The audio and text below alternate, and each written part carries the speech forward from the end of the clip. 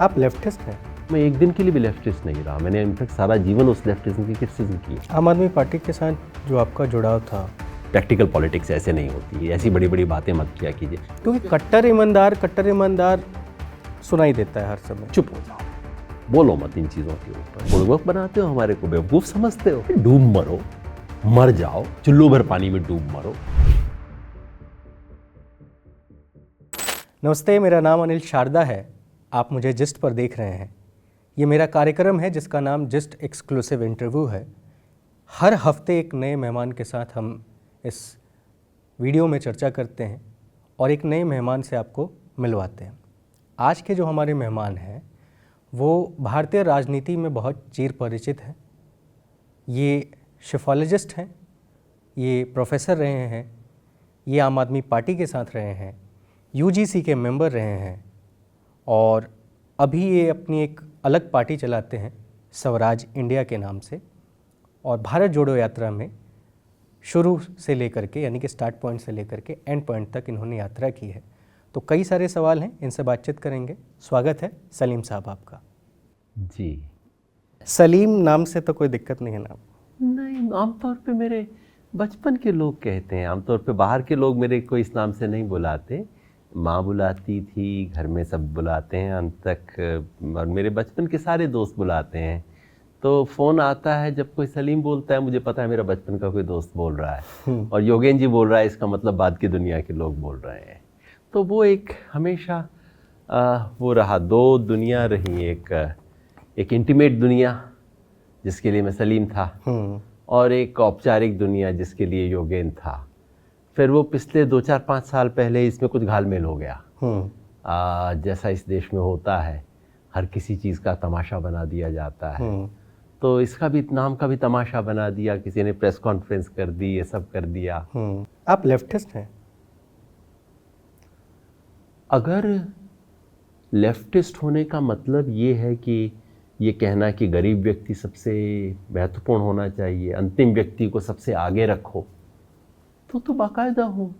मगर उस अर्थ में तो महात्मा गांधी भी लेफ्टिस्ट थे। गांधी जी ने कहा था ना, ज़िंदगी में सबसे जो कमज़ोर व्यक्ति को आपने देखा हो, कभी कुछ भी जीवन में निर्णय करना हो, सबसे दीनहीन जिस व्यक्ति को कभी ज़िंदगी में मिले, उसको अपनी आँख के सामने रखो, फिर सोचो कि उसे फ़ायदा होगा या नहीं। तो ये मुझे भी महसूस होता है। अगर ये लेफ्टिस्ट है तो मैं हूँ। अगर ये है कि पूंजीवाद में जिस तरह की चीज़ें हो रही हैं, जिस तरह की मुनाफाखोरी होती है, ये लाखों करोड़ों रुपए के खेल होते हैं, ऐसा नहीं होना चाहिए। न्याय होना चाहिए, मेहनत करने वाले को अपनी मेहनत का सही फल मिलना चाहिए। तो मैं बिल्कुल लेफ्टिस्ट हूँ। मगर इस अर्थ में तो भारत का संविधान भी लेफ्टिस्ट है। पर अगर लेफ्टिस्ट होने का मतलब है कि जो सोवियत संघ में हुआ था बिल्कुल सही था और सोवियत सिस्टम को भारत में लाना चाहिए, तो मैं एक दिन के लिए भी लेफ्टिस्ट नहीं रहा। मैंने इनफैक्ट सारा जीवन उस लेफ्टिज्म की क्रिटिसिज्म की है जो कम्युनिस्ट था। दिक्कत ये हो गई है कि आजकल हम ना ये बिल्कुल इसके अंतर भूल गए हैं। 20वीं सदी में एक कम्युनिज्म होता था, कम्युनिस्ट लोगों में फिर कुछ और उसके भी लेफ्ट में नक्सलाइट्स होते थे, फिर सीपीएम, सीपीआई, दूसरे कम्युनिस्ट, फिर सोशलिस्ट, फिर डेमोक्रेटिक सोशलिस्ट। तो मैं जो डेमोक्रेटिक सोशलिस्ट ट्रेडिशन है, आचार्य नरेंद्र देव, राम मनोहर लोहिया, जयप्रकाश नारायण, गांधी, इनसे प्रेरणा लेके जो थे, मैं उस, अगर आप बिल्कुल जाति और गोत्र एग्जैक्ट सेट करना चाहते हैं तो जाति गोत्र ये है कि जो भारत का डेमोक्रेटिक सोशलिस्ट ट्रेडिशन जो है गांधी, लोहिया, जयप्रकाश का, उससे मैं आता हूँ। ये जो लेफ्ट है या सोशलिस्ट विचारधारा है या फिर लिबरल है, इसमें क्या और कितना अंतर है? ये दरअसल लेफ्ट तो बहुत ही एक ब्रॉड सा शब्द है, जिसका मतलब है जो लोग कहते हैं कि पूंजीवाद की, गरीब अमीर की जो खाई है वो इतनी बड़ी नहीं होनी चाहिए और गरीबों को हक मिलना चाहिए। ये इसको बहुत ब्रॉडली, और जो पूंजीवाद के अन्याय और शोषण के खिलाफ जितने भी लोग हैं वो सब बहुत ब्रॉडली लेफ्ट कहलाते हैं। एक ज़माने में उस लेफ़्ट के अंदर अलग अलग धाराएं होती थी। जैसे मैंने बताया, उसमें वो लोग थे जो समझते थे कि जो सोवियत यूनियन में हुआ वैसा होना चाहिए, मतलब कि पूंजी को ख़त्म कर दो, हर कोई प्रॉपर्टी स्टेट की हो जाए और डेमोक्रेसी की कोई ज़रूरत नहीं है, जो सोवियत यूनियन में होता था।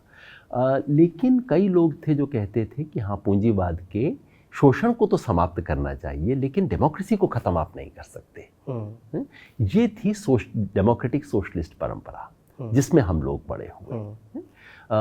लिबरल शब्द हिंदुस्तान में बहुत ब्रॉड से तरीके से इस्तेमाल कर दिया जाता है। लिबरल वो लोग जो कि चाहते हैं कि संविधान के तहत प्रदत्त जो अधिकार हैं, समानता, लोकतंत्र, बराबरी, स्वतंत्रता सबसे बड़ी, लिबरल्स के लिए लिबर्टी सबसे बड़ी चीज़ है, वो करते हैं। आजकल हो ही गया है कि इन सब को इकट्ठा लेफ्ट लिबरल जैसा विचित्र शब्द हो ही नहीं सकता, क्योंकि यूरोप में तो सैकड़ों साल तो लड़ाई इन दोनों की थी, लेफ्ट और लिबरल, इन्हीं की लड़ाई थी। लेकिन हिंदुस्तान में सब चीज़ों को एक साथ इकट्ठा करके एक वो बना दिया गया है।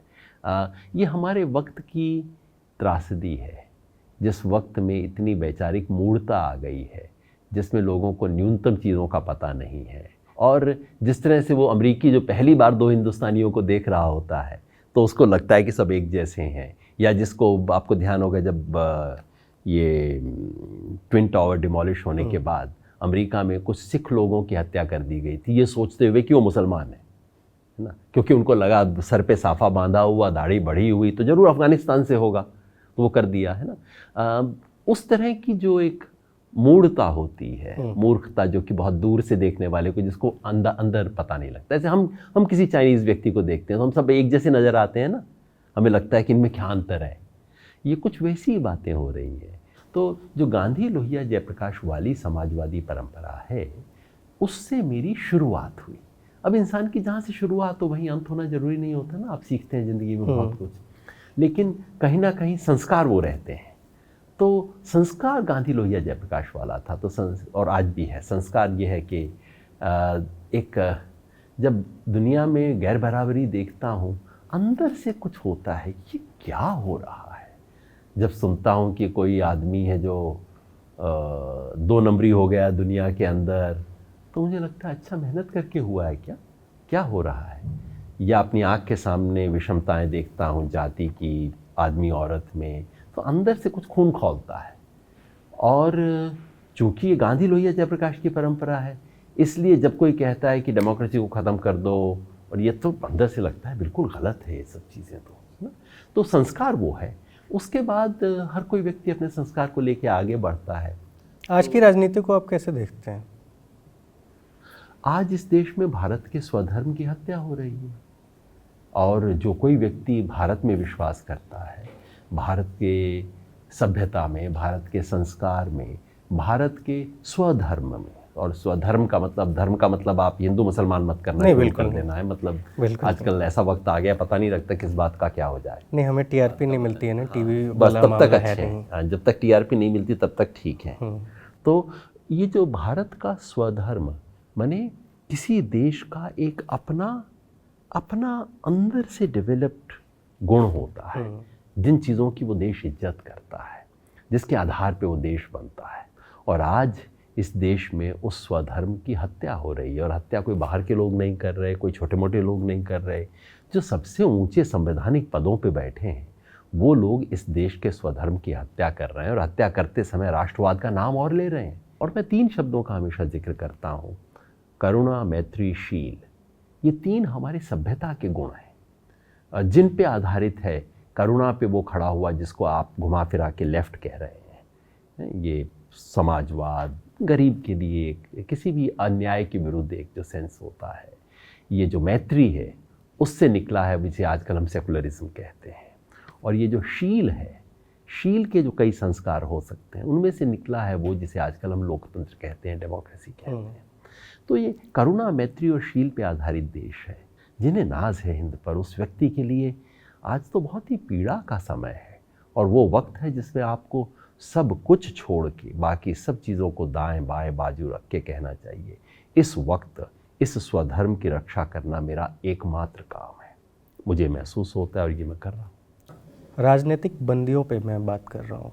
आपसे समझना चाह रहा हूँ कि जो ये लगातार, मतलब जिस तरीके से अटैक किया जा रहा है, यूएपीए हो या फिर एनएसए लगाकर, कितना जायज़ है सर आज के समय में? जो सत्ता जितनी कमज़ोर है, जो सत्ता नैतिक रूप से जितनी लड़खड़ाती है, उस सत्ता को इस तरह के हथकंडों का इस्तेमाल करना पड़ता है। चाहे वो इंदिरा गांधी हो 1975-77 में जो काम कर रही थी नाजायज़ था, उन्हें भी पता था बात तो गलत थी। और जिस तरह के काम और उन्होंने सब उठा के अपने सारे जो उनका विरोध करता था जेल में डाला।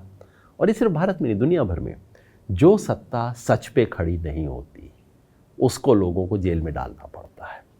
तो ये तमाम लोग, आप अखिल गोगोई का नाम इसमें जोड़ सकते हैं, आप तो खैर बाहर आ गए हैं, अपने डॉक्टर तेलतुम्बडे जो भीमा कोरेगांव में अब बाहर आए, पर सब पे मुकदमे चल रहे हैं। और ये किस तरह के कानून है कि किसी व्यक्ति पे आप मुकदमा लगा दीजिए, उसको अंदर डाल दीजिए और ट्रायल मत कीजिए। देखिए जो उमर खालिद के केस में हो रहा है, अगर कोई कोर्ट में ट्रायल हो, ट्रायल में पाया जाए दोषी, जरूर सजा दीजिए। अब हो क्या रहा है, 3 साल से जेल में है, ट्रायल शुरू भी नहीं हुआ है और होगा भी नहीं जल्दी से, क्योंकि पुलिस को पता है कि जिस दिन ट्रायल हुआ उस दिन तो छूट जाएगा, कोई मामला ही नहीं। टोटल मनगढ़ंत कहानी है एकदम, मतलब इतनी हास्यास्पद कहानी है। उस कहानी में मुझे भी एक पात्र बनाया गया है। इतनी हास्यास्पद कहानी है कि कोर्ट या तो गुस्सा होगा या हंसेगा उस सारी बात पे। इसलिए खेल क्या है, ट्रायल मत होने दो, पोस्टपोन करते जाओ और कानून ऐसा लगा दो जिसमें बेल ना मिल सके। तो मतलब जब भी ट्रायल होगा और जब उमर खालिद बरी होगा, बरी तो होगा, तब तक उसको सज़ा मिल चुकी होगी। 8-10 साल जेल में लगा दिए, उसके बाद हो जाएगी, बरी हो जाएगी, क्या फ़र्क पड़ता है। अब मैंने पकड़ा आपको, आपके ऑफिस में आप मेरा इंटरव्यू कर रहे हैं, मैं पकड़ के लेके गया, कहा मैंने देश के सबसे बड़े टेररिस्ट को पकड़ लिया, नाम है अनिल शारदा। कल से आप जानते हैं किस किस चैनल पे आपके बारे में स्टोरी आनी शुरू हो जाएगी। फिर कहा जाएगा ये करते थे, ये भी पाया गया, वो भी पाया गया, एक व्यक्ति ने बयान दिया है कि वो तो मेरे से AK-47 मांग रहे थे और ये वो। बाद में 6-7 साल बाद ट्रायल होगा, पता लगेगा सारी मनगढ़ंत कहानियां हैं। कोई जज साहब 2 अंग्रेजी में बड़े सुंदर से पैराग्राफ भी लिख देंगे कि इस बेचारे को बड़ा प्रताड़ित किया गया। 7 साल बाद आप घर में आओगे, घर वाले भी तब तक टूट चुके होंगे, सज़ा आपको मिल चुकी है और आप जेल से बाहर निर्दोष साबित होके आएंगे सज़ा लेते हुए। कैसा कानून है, कैसा न्याय है, ये आप बताइए तो। और कैसी सत्ता है, जो सत्ता इतना सच ना सुन सके, इसका मतलब है वो सत्ता न्याय पे खड़ी हुई नहीं है, ये तो अंधी सत्ता है। आम आदमी पार्टी के साथ जो आपका जुड़ाव था, उसके शुरू होने का और टूटने का क्या मुख्य कारण रहे थे? शुरू होने का मुख्य कारण बड़ा साधारण था कि देश में एक बदलाव की उम्मीद थी, जनता खड़ी थी, और जब जनता खड़ी हो, जन बल खड़ा हो, तो उसके साथ खड़ा होना हमारा फ़र्ज़ बनता है। और अलग होने का बड़ा साधारण कारण था, जब बड़ा होके उन्होंने बिल्कुल वही काम शुरू किए जो दूसरे लोग करते थे, तो हमने कहा ये करने के लिए तो हम नहीं आए थे, यही करना तो देश की सारी पार्टियां थी ना, किसी भी दरबार में जाके बैठ सकते थे। तो शुरू में तो आप 5-6 लोग बहुत इम्पोर्टेंट लोग थे जो सारे फैसले लिया करते थे। हाँ, आम आदमी पार्टी की वो थी एक political advisory, PAC, political affairs committee, मैं उसका सदस्य था। 10 लोग थे, 10 लोग उसके शीर्ष में गिने जाते थे। बिल्कुल मैं उसका सदस्य था। और जब उसके अंदर जैसा हर दल में होता है, कोई नई बात नहीं है, कुछ एक कोठरी बन जाती है, कुछ लोगों का एक राय होती है, किसी की दूसरी राय होती है, ये सब सामान्य चीज़ें हैं। लेकिन जब उसमें अरविंद जी और मनीष जी वगैरह ने वो सब काम शुरू किए, ऐसे लोगों को टिकट देना शुरू किया जो मतलब करोड़पति नहीं, सैकड़ों करोड़पति थे। हमने कहा भैया इतना पैसा इसके बाद कहाँ से आया, कैसे टिकट दे रहे हो इस ऐसे आदमी को? कहा नहीं जी, आप देखो योगेन जी, प्रैक्टिकल पॉलिटिक्स ऐसे नहीं होती है, ऐसी बड़ी बड़ी बातें मत किया कीजिए। तो भैया परसों तक तो तुम ये बड़ी बात रामलीला मैदान में कर रहे थे, आज ये बड़ी बातें ना करें हम। फिर वो किसी बंदे को हमने उसके खिलाफ FIR, आम आदमी पार्टी ने उसके खिलाफ FIR की थी कि ये गुंडा हमारे कार्यकर्ताओं पे हमला कर रहा है, उसी को टिकट दे दिया अगली बार। हमने क्या कर रहे हो, इसको कैसे टिकट दे सकते हो? देखिए उस इलाके में ऐसे लोग ही जीतते हैं चुनाव। ये कौन तय कर रहा था? ये दोनों जो मैंने डायलॉग बताए अरविंद ने बोले थे मुझे कि योगेन जी ये उस इलाका, ऐसा इलाका है दिल्ली का, वहाँ पे ऐसे ही लोग चुनाव जीता करते हैं। तो अगर यही करना था जो सारे लोग करते हैं, तो भैया फिर एक अलग पार्टी बनाने की क्या ज़रूरत थी? इतनी बड़ी बड़ी बातें क्यों करो? मतलब ना दुनिया, देखिए वायद किसी की आशा न जगाना कोई बहुत बड़ा क्राइम नहीं है, ठीक है। आशा जगा के उसके साथ धोखा करना, वो कम से कम हमारी ज़मीर को मंजूर नहीं था जिस तरह का वो कर रहे थे। तो प्रशांत जी, मैंने, आनंद जी, अजीत झा, हम सब लोगों ने कहा कि भाई ये तो नहीं। तो हमने ये भी नहीं कि कोई सड़क पे जाके कोई हंगामा शुरू कर दिया। हमने पार्टी के अंदर लिख के बोला, देखिए गलत काम हो रहे हैं, इसकी जांच होनी चाहिए। तो हमें पार्टी के भीतर उस वक्त लोकपाल थे, रामदास जी, बहुत ही सज्जन व्यक्ति, उनको लिख के हमने दिया कि ये हो रहा है पार्टी के अंदर। उन्होंने सवाल जवाब किया। तो फिर उसके बाद आप जानते हो, तो फिर हमें कहा गया कि देखिए चुनाव हो रहा है, चुनाव होने तक वेट कर लीजिए। मैंने कहा ये भी बिल्कुल ठीक है। प्रशांत जी उससे पहले छोड़ना चाहते थे। मैंने कहा नहीं प्रशांत जी, चुनाव से बीच में नैया को ऐसा कुछ करना, डुबोना, ये हमारा काम नहीं। चुनाव होगा, बाद में हम हिसाब मांगेंगे इनसे, सब पूछेंगे क्या क्या हो। चुनाव हुआ, अरविंद जीते, और तीसरे दिन हमें बताया गया कि अब आप या तो पार्टी छोड़ दो, आप राज्यसभा ले लो, नहीं तो निकाल दिया जाएगा। मैंने कहा ये क्या तरीका है, पार्टी में हमने सवाल पूछने, आपने कुछ काम किए। तो वो सब शुरू हो गया, गद्दार, द्रोही, ये सब भाषा तो सबकी आजकल आ गई है ना। अगर आप मेरे खिलाफ हैं तो आप गद्दार, सिर्फ मेरे दुश्मन नहीं, देश के दुश्मन हैं। तो वो सब उन्होंने वो नाटक करवाया वहाँ सड़क के ऊपर। उन्हें भी सब पता था क्या कर रहे हैं, लेकिन वो सब करवा के फिर इन्हें निकाला जा रहा है, ये सब किया। सीधी बात ये थी, इन्होंने मेरे से कहा था कि राज्यसभा ले लो और चुप हो जाओ। अगर यही करना होता, दरबार में ही जाना होता, तो मुझे कोई 2015-14 का इंतजार करने की ज़रूरत नहीं थी, 2007-8 में भी मिल सकती थी मुझे राज्यसभा। मगर ये कुर्सी है, मैं इस पे बैठा हूँ, सुंदर सी है, नीले रंग वाली सी कुर्सी है, इसे लेके ऊपर जाऊँगा क्या? ऊपर जाऊँगा, कुर्सी मेरे साथ जाएगी? आप बहुत अच्छा इंटरव्यू कर देंगे, 100 लोग देख लेंगे, 1000 लोग, लाखों लोग देख लेंगे, मगर आखिरी दिन तो ये कुर्सी मेरे साथ नहीं जाएगी ना। आखिरी दिन तो मैं जाऊँगा, और जो काम किए हैं, और अगर लोग थू थू करेंगे तो वो जो थूक है वो मेरे साथ जाएगा, है ना। इतना याद रहता है मुझे। अभी जो मनीष सिसोदिया के साथ हो रहा है, जो लिकर पॉलिसी ये लोग लेके आए, पॉलिसी लागू हो गई, और जब 8 महीने बाद उसकी जांच हुई तो उसको तुरंत वापस ले लिया गया। वो भी तब जब सीबीआई के लिए जांच के आदेश दे देगा। आई थिंक 6 दिन के भीतर के ये मामले हैं। असल में आप अगर दिल्ली की लिकर पॉलिसीज़ को देखते हैं, मनीष सिसोदिया की गिरफ्तारी को देखते हैं, तो आपको कहाँ पे क्या कमी नज़र आती है? दिक्कत हमारे सार्वजनिक जीवन में अनिल ये हो गई है कि सच, अगर सच के दो पहलू हों तो कोई व्यक्ति कट्टर ईमानदार सुनाई देता है हर समय, तो फिर ये ईमानदार लोग कहाँ हैं? और अगर हैं तो फिर लांछन क्यों? मैं वही कह रहा हूँ। देखिए, लांछन तो वैसे दुनिया में हर एक पे लगता है, आप उसकी चिंता ना करें। वो है ना, नहीं तू कौन है, तेरा नाम क्या है, क्या सीता भी यहाँ बदनाम हुई, वो तो खैर वो तो छोड़ दीजिए। लांछन तो इस दुनिया में हर एक पे लगता है। सार्वजनिक जीवन में है तो आप इसीलिए, कीचड़ तो आप पे आएगा, आप अच्छा करेंगे तो आएगा, नहीं करेंगे तो आएगा, उसको मैं कोई इंपॉर्टेंट नहीं मानता। सच के जहाँ दो पहलू होते हैं, हमारे देश में पता नहीं सार्वजनिक जीवन का ऐसा हो गया है कि कोई एक पहलू को पकड़ लेता है, कोई दूसरे पहलू को पकड़ लेता है। दोनों पहलू बताने का पता नहीं नैतिक साहस हम में ख़त्म हो गया है। पहली बात कि जिस तरह से मनीष को गिरफ्तार किया गया है, ये बिल्कुल गलत है। ये सीधे सीधे अपने विरोधियों की प्रताड़ना का खेल है। मुझे आप पे शिकायत है, मान लीजिए, मैं मानता हूँ कि, चलिए आप मानते हैं कि मैंने बेईमानी की है, मैंने करप्शन किया है, आप मेरे खिलाफ केस करो, आप केस बनाओ, कोर्ट में लेके जाओ। कोर्ट अगर मानता है कि मैंने किया, उसके बाद मुझे जेल में डाल देगा। गिरफ्तारी की नौबत तब आती है जब या तो लगे कि ये बंदा भाग जाएगा, मनीष के भागने का कोई चांस नहीं था, या ये कि आदमी एविडेंस डिस्ट्रॉय कर दे, मैंने इसको छापा मार के पकड़ लिया है कि नहीं तो ये 2 घंटे के अंदर एविडेंस डिस्ट्रॉय करने वाला था। अब ये 2 साल पुराना केस है, जो एविडेंस डिस्ट्रॉय होनी थी हो चुकी है। गिरफ्तारी करना केवल और केवल पॉलिटिकल नाटक था, दुनिया को दिखाने के लिए। इसका इन्वेस्टिगेशन से कोई संबंध नहीं है, इसका केस से कोई संबंध नहीं। और बाद में ईडी केस लगाना, क्योंकि कल सीबीआई वाले केस की सुनवाई होने वाली है, उसमें उसको जमानत मिल सकती है, इसलिए अब ईडी में लगा दो और ऐसा केस बना दो ताकि उसको जमानत ना मिल सके। तो ये तो शुद्ध अपने विपक्षियों की प्रताड़ना का खेल है, जो यहाँ नहीं तमाम उसमें हो रहा है। तो सच का एक पहलू तो ये है। सच का दूसरा पहलू ये है कि इसका मतलब ये नहीं है कि जो पॉलिसी वो चला रहे थे वो ठीक थी। दिल्ली की जो लेकर आम आदमी पार्टी 2014 में सत्ता में आई थी, 2013 में जब पहला मैनिफेस्टो था जो मैंने लिखा था, काफ़ी हिस्सा उसका, उसमें कहा गया था कि हम दिल्ली में नशा कम करेंगे। उसमें कहा गया था कि जब तक मोहल्ले में वहाँ की मोहल्ले की जनता और ख़ास तौर पे औरतें स्वीकार न करें तब तक हम नए ठेके नहीं खोलने देंगे। और आते ही क्या किया इन्होंने, ठेके की संख्या दुगनी कर दी।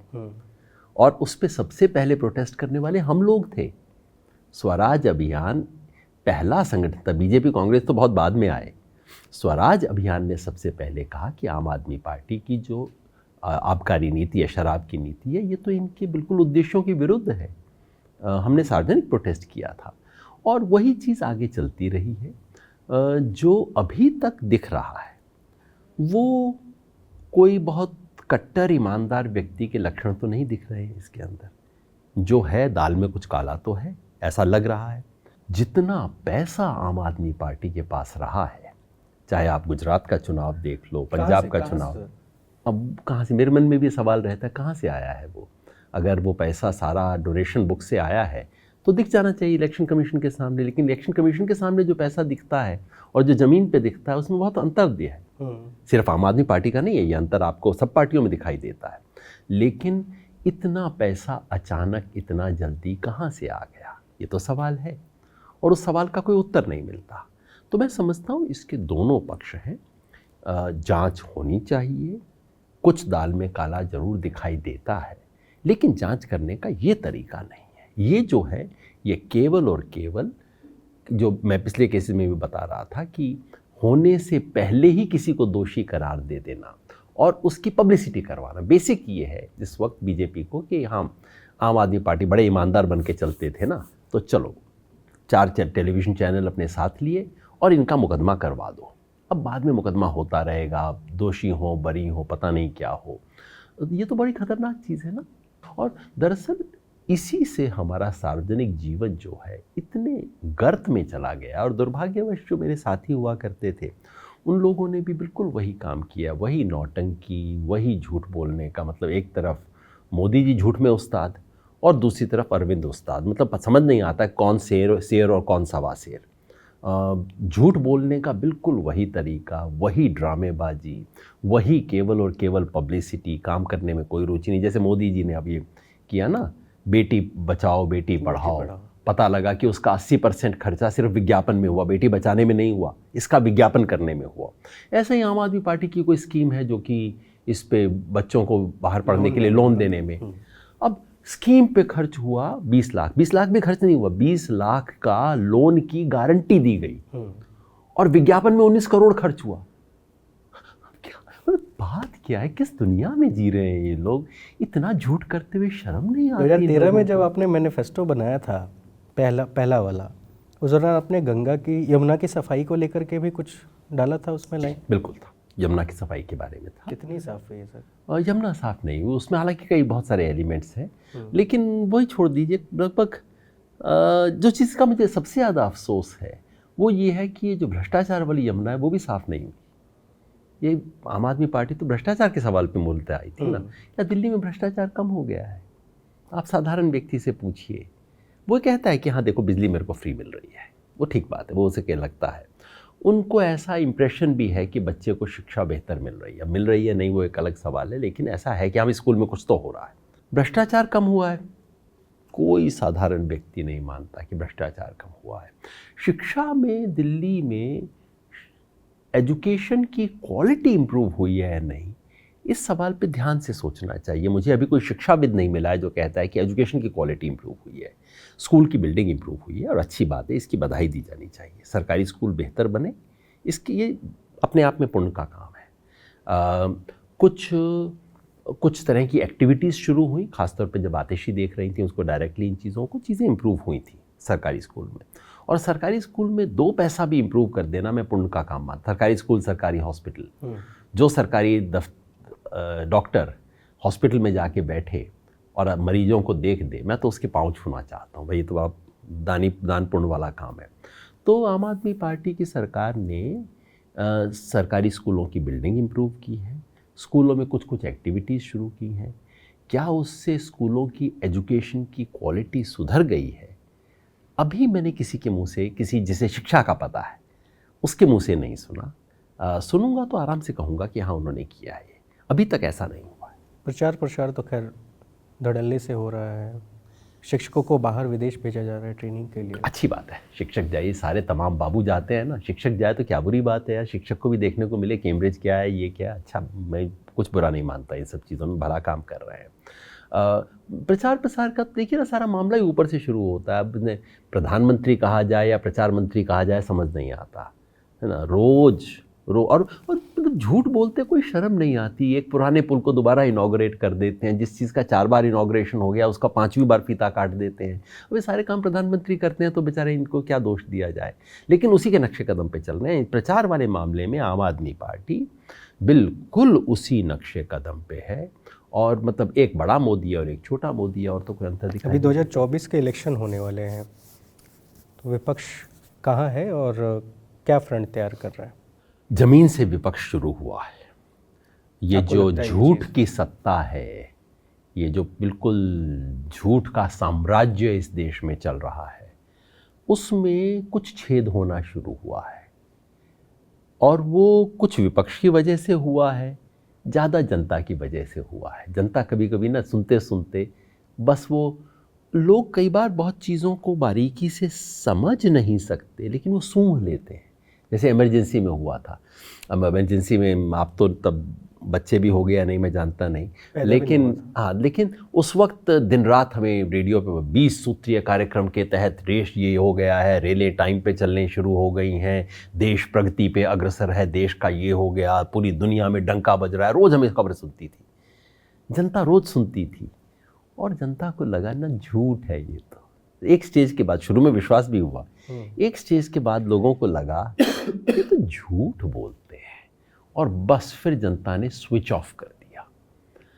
ये इनका एक दिन आने वाला है, और वो आना थोड़ा शुरू हो गया है। इतना झूठ देते हैं, मतलब थोड़ा झूठ चल जाता है, इतना झूठ की गोली देते हैं कि वो अब जनता को धीरे धीरे, हालांकि झूठ के साथ साथ में जहर की भी गोली देते हैं।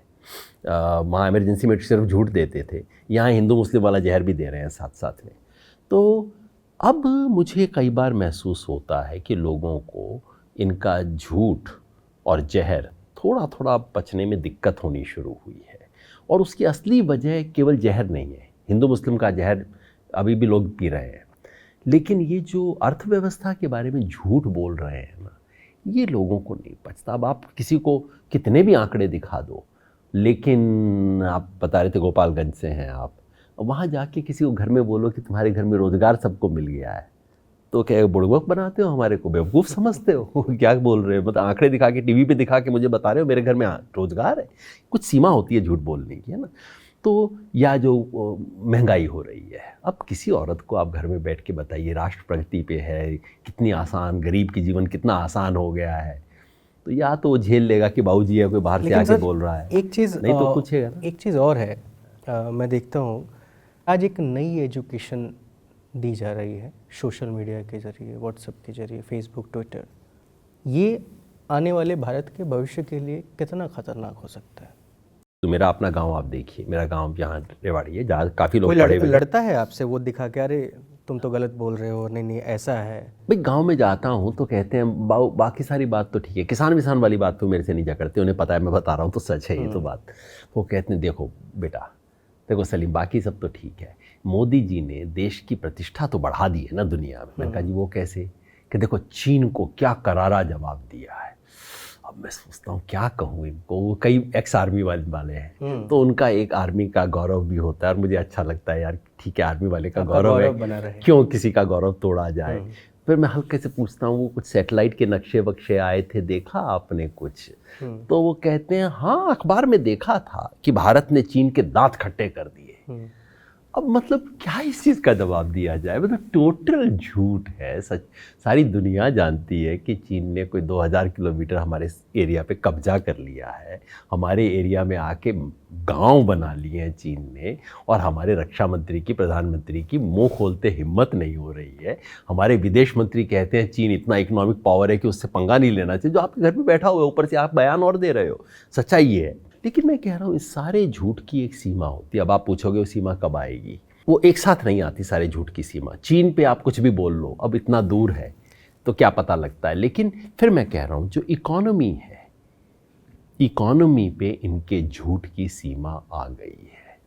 जो बेरोजगारी है, महंगाई है, लोगों की जो आंख से इस टाइम दिख रहा है विषमता है, अब ये जो अडानी वाला कांड हुआ है, ये मत सोचिए कि बहुत थोड़े से लोगों को शेयर मार्केट का पता है। आजकल देश में बहुत ज़्यादा ये जो आप अपने निठल्ले लोग बैठे होते हैं, कुछ नहीं कर रहे होते, शेयर मार्केट वो भी खेल रहे होते हैं, है ना।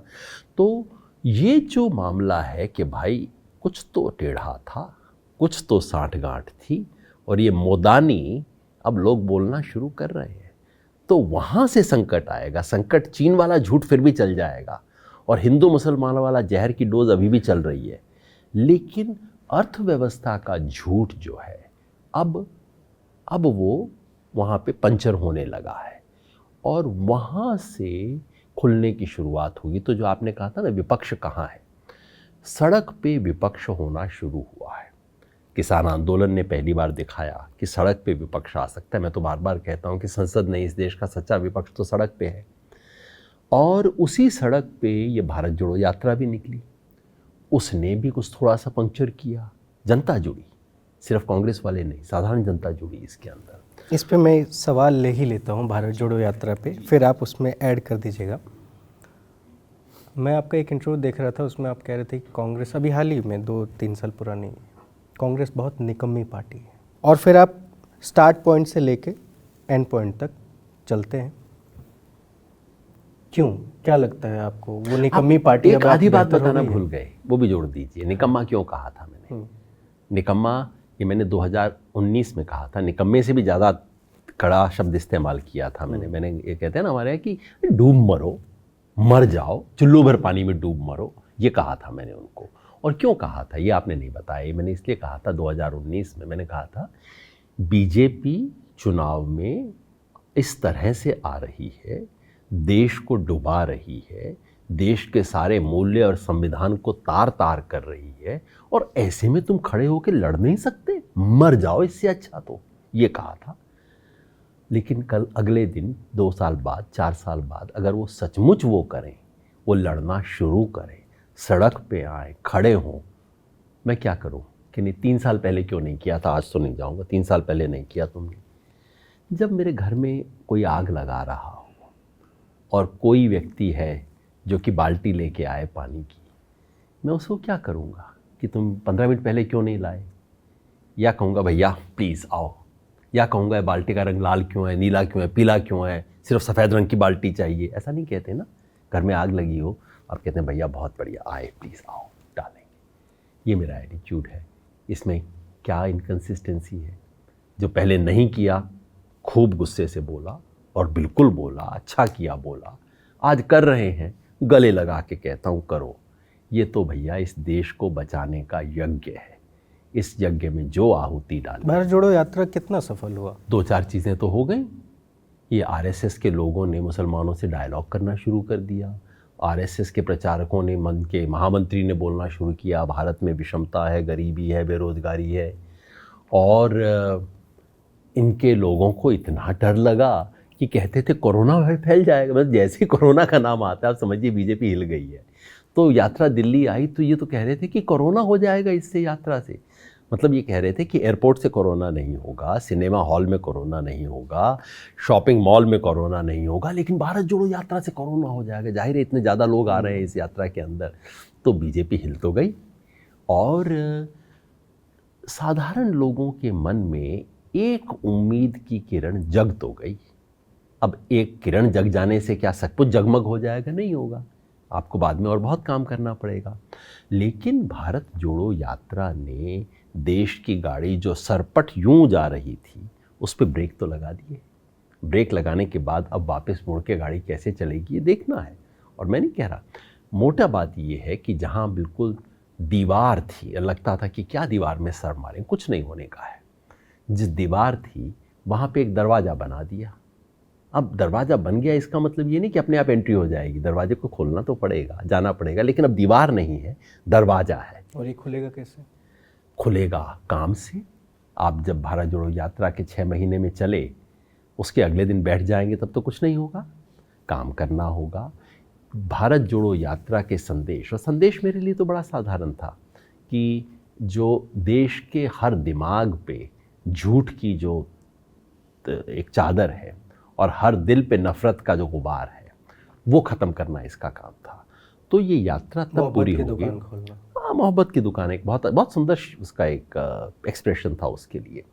तो ये दुकान तो आपको हर गांव में खोलनी पड़ेगी ना, सिर्फ रूट पे थोड़ी खोलेगी दुकान, तो हर गांव में खोलनी होगी, हर घर पे जाना होगा, हर दिमाग पे दस्तक देनी होगी, ये सब काम करना होगा।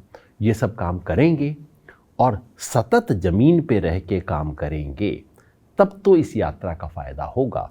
नहीं तो ये तो बिल्कुल वैसा है ना कि आपने परती ज़मीन पड़ी थी, आपने जाके उस पर हल चला दिया, तालियां, बहुत बढ़िया, शाबाश, अच्छा काम कर दिया।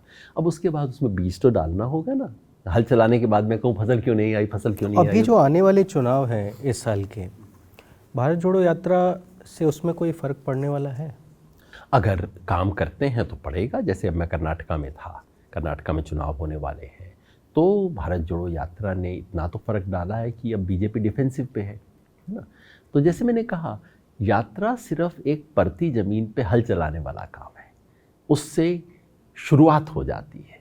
उसके बाद बीज डालना, पानी डालना, खरपतवार निकालना, ये काम तो किसी को करना पड़ेगा।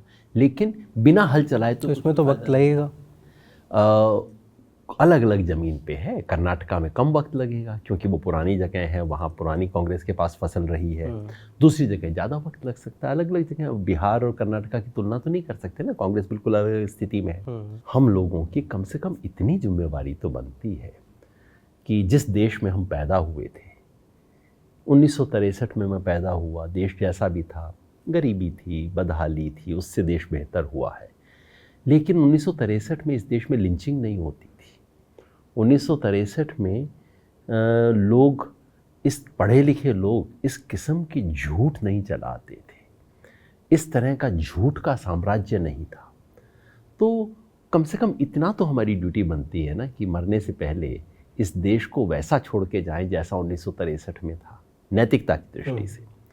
तो मुझे लगता है कि वो हमारा सबसे बड़ा कर्तव्य है। तो मेरे लिए ये बात सबसे महत्वपूर्ण है कि वो वापस ले जाने में, इस देश के संविधान के मूल्यों के, इस देश के आज़ादी के आंदोलन के आदर्शों के और हमारी सभ्यता का जो संस्कार है, उस पे वापस इस देश को खड़ा करने। उससे कहीं कांग्रेस को फ़ायदा होगा, किसी दूसरे को फ़ायदा होगा, ये सब मेरे लिए बहुत इम्पॉर्टेंट बातें नहीं हैं। हम इस गणतंत्र को बचा सकें, अगली पीढ़ी के हाथ में दे सकें कि चलिए हम इतना कर पाए, तुम इससे बेहतर कर लेना।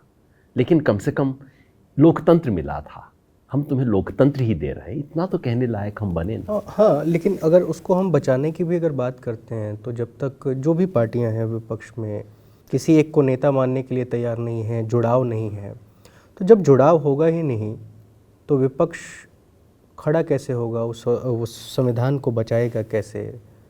सन 2024 में इस झूठ की सत्ता का मुकाबला करने के लिए उससे एक साल पहले ऑपोजिशन यूनिटी की कोई आवश्यकता नहीं है।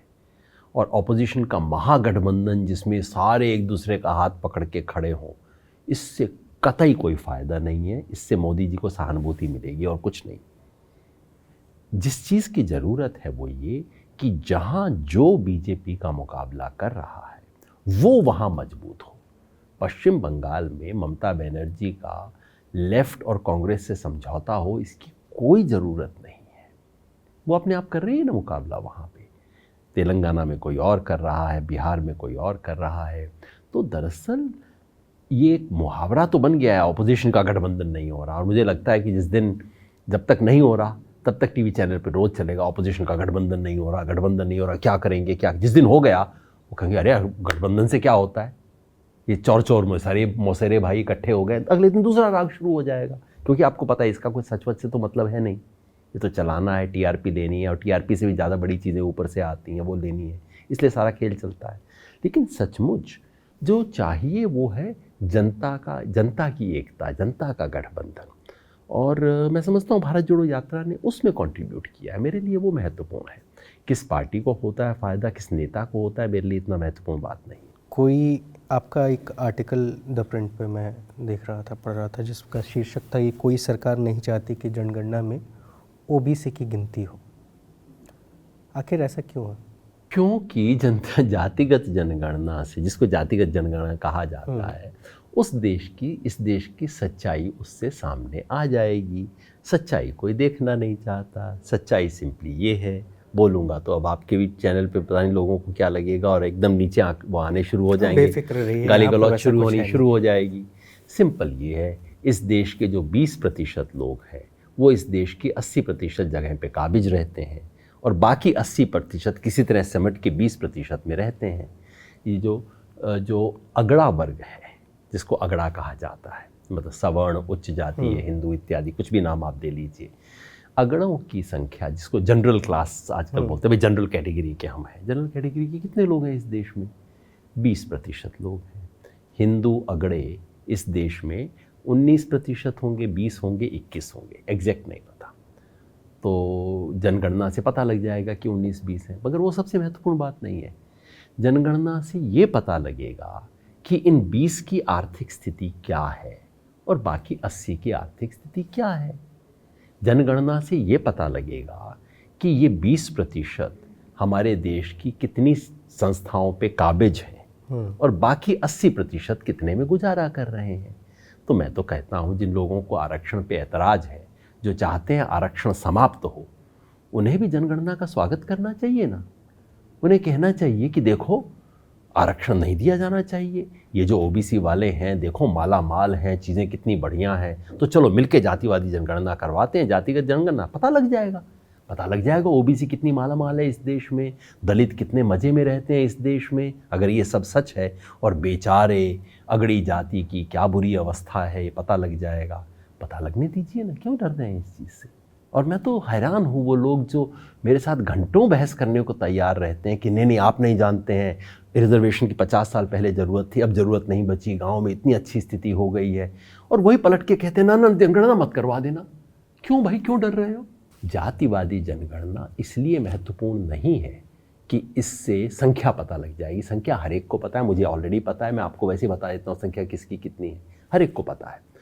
इससे ये पता, क्योंकि जनगणना केवल गणना नहीं होती है, जनगणना में आपकी सामाजिक, आर्थिक, शैक्षणिक स्थिति का ब्यौरा मिलता है। तो जातिवादी जनगणना इस देश में जो सवर्ण वर्ग है उसकी सत्ता, उसका वर्चस्व, उसका प्रिविलेज, उसका डॉक्यूमेंटेशन कर देगी। और दुनिया का कोई भी शासक वर्ग कभी नहीं चाहता कि उसके प्रिविलेजेस का ब्यौरा दे दिया जाए। आखिरी सवाल मैं ले रहा हूँ आपसे। मैं चाहता हूँ कि आप अपना एक ओपिनियन दीजिए मीडिया के ऊपर, और आज की जो मीडिया काम कर रही है वो हमारे लोकतंत्र के लिए कितना ख़तरनाक है, इस पर आप अपनी एक ओपिनियन दीजिए। मेरा सौभाग्य था या दुर्भाग्य कह लीजिए कि जब भारत में हिंदी का न्यूज़ मीडिया शुरू हो रहा था, उस बिंदु पे मैं मौजूद था। सुरेंद्र प्रताप सिंह, एसपी सिंह, जिन्होंने आज तक शुरू किया था, तब आज तक 20 मिनट का एक प्रोग्राम होता था। इधर कनॉट प्लेस में ऑफिस होता था, और वहाँ से 20 मिनट की एक वीडियो बनती थी, जिसको दूरदर्शन पे दिखाया जाता था, और एक मोटरसाइकिल पे लेके जाया करता था 8:40 पे या कुछ जाके देता था, फिर वो चलाई जाती थी। वो सब मैंने देखा, क्योंकि एसपी सिंह को पता नहीं क्यों मेरे से बहुत स्नेह था, और वो मेरे साथ काम वो करते, मुझे बुलाते भी थे और बैठाते थे देख। और जितने भी टीवी पे आजकल बड़े बड़े नाम आपको दिखाई देते हैं ना, ये सब उस ऑफिस के बच्चे थे। तो इन सबको मैंने देखा है, एसपी सिंह को इन्हें डांटते हुए भी देखा है, ये सब कैसे सीख रहे थे ये देखा है। और उसके बाद जब इनमें से कुछ लोगों को मैं देखता हूँ क्या हरकत करते हुए देखता हूँ, बहुत शर्म आती है। एक दो को तो मैंने झल्ला के मैसेज भी भेज दिया। किसे? मैंने एक दो को लिखा संदेशा कि यार तुम सब कुछ कर लो, बड़े आदमी बन जाओ, पैसा कमा लो, थोड़ा तो शर्म करो कि तुम एसपी सिंह ने किस दिन तुम पे हाथ रखा था। तुम आज जो बने हो मिट्टी के माधो, इसलिए कि एसपी सिंह ने तुम्हारे ऊपर हाथ रखा था। थोड़ा इसकी तो शर्म कर लो, क्या कर रहे हो तुम लोग। ख़ास तौर पे 2014 के बाद, 2014 से पहले भी मीडिया में काफ़ी सस्ताकरण हो चुका था। मसाले की तलाश, सस्तेपन की तलाश, और ये भूत प्रेत पिशाच ये सब शुरू हो चुके थे, तो सारी कमियां थी। लेकिन सत्ता के इशारे पर झूठ को मसाला लगा के पेश करना 2011-12 तक कम से कम इतनी तमीज़ बाकी थी कि मीडिया का काम है सत्ता से सवाल पूछना, विपक्ष से सवाल पूछना नहीं। 2014 के बाद तो इनका बिल्कुल स्वरूप बदल गया है कि मतलब इनमें से किसी की हिम्मत नहीं होती प्रधानमंत्री से एक सवाल पूछने की। इनकी ज़बान हकलाती है बीजेपी के बारे में कुछ पूछने की, और बीजेपी का स्पोक्सपर्सन बोले उससे पहले लपक के ये पूछ रहे होते हैं। तो कई बार तो मुझे शो में वगैरह में लगता है कि भाई बीजेपी के स्पोक्सपर्सन को क्यों बुलाया है, बेचारे का टाइम वेस्ट कर रहे हो, तुम तो उसका पूरा काम कर ही रहे हो, उससे भी ज़्यादा कर रहे हो, काहे को इसको बुला रखा है। इमरजेंसी में तो सिर्फ ये था कि इंदिरा गांधी ने कहा मुंह बंद करो तो उन्होंने मुंह बंद कर दिया। आजकल तो इशारा करते हैं कि वो वाला गाना सुनाओ तो ये गाना सुनाते हैं। आजकल इशारा करते हैं कि जाओ उसके ऊपर भौंको तो दौड़ के जाके भौंकते हैं उसके ऊपर। हिंदुस्तान का पत्रकार इन दिनों के बारे में जब भी लिखेगा शर्मसार होके लिखेगा, और वो होने पे मैं तो रवीश कुमार की बात से पूरा सहमत हूँ। मैं तो खुल के लोगों को कहता हूँ टीवी मत देखिए, मुसीबत की जड़ है, टीवी देखना बंद कीजिए और खुद अपने दिमाग की। लेकिन अभी सिर्फ टीवी ही तो एक वो जरिया नहीं रह गया है। जी जी जी, अब तो सब तरफ है। तो इस बात का हमेशा वो डर रहता है कि आज से 10 साल बाद या 15 साल बाद जब मेरा भविष्य मतलब मेरे बच्चे या फिर हमारे समकालीन जो भी बच्चे आएंगे वो कौन सा इतिहास पढ़ेंगे, और आज वो कौन लोग होंगे जो इतिहास लिख रहे होंगे। जो हमने बचपन में पढ़ा उसमें से कई चीज़ें गलत हो गई, अच्छी बात है, अगर तथ्यों के आधार पे गलत हो जाती हैं, होना चाहिए। इतिहास में हम नई चीज़ें सीखते हैं, पुरानी भ्रांतियाँ टूटती हैं, पुराने मिथक टूटते हैं। मिथक को तोड़ना इतिहासकार का काम है, मिथक को गढ़ना उसका काम नहीं है। आज जो हो रहा है वो तो ऐसा इतिहास गढ़ा जा रहा है जो पूरी तरह से मिथक और झूठ पर आधारित है, शुद्ध झूठ को परोसा जा रहा है। लेकिन मैं बताऊं, इतिहास एक मायने में बहुत निर्मम होता है कि वो किसी को नहीं बख्शता, अपने आप को शहंशाह मानने वालों को भी इतिहास नहीं बख्शता। एक दिन ये जो कर रहे हैं इसका इतिहास लिखा जाएगा। जो अमीर अजीज बोलते हैं ना, सब याद रखा जाएगा। कोई होगा हमारा पोता पड़पोता 100 साल बाद 125 साल बाद इनके हर झूठ को दर्ज करेगा, इनके हर पाप को लिखेगा, और भारत के स्वधर्म के साथ भारत राष्ट्र का नाम लेते हुए इन्होंने किस तरह से अत्याचार किया, उस स्वधर्म को कितना जलील और मैला किया, इसका इतिहास एक दिन जरूर लिखा जाएगा। कम से कम आने वाली पीढ़ियों पे इतना मुझे भरोसा है। बहुत बहुत शुक्रिया हमें समय देने के लिए, हमसे बातचीत करने के लिए। शुक्रिया सर, धन्यवाद।